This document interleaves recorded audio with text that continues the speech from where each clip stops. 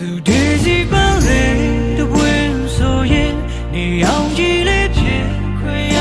ခြင်းမီလေးပြလိုက်တော့ဝေးသွားချိန်မွေးပျော်ရင်တွေနေဟန်လေးကို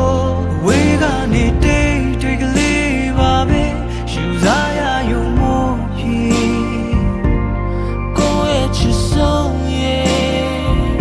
ကိုလောင်ကျွမ်းရင်မင်းရှင်တန်စေအမြဲတည်ချင်တာမင်းပြောနေရလားအပြုံးလေးကကိုယ့်ရဲ့ကပါဝေးကွာလုံးတဲ့အိမ်မများထွက်ပေးစချင်ပါတယ်ရာရာအချစ်ဆိုတာ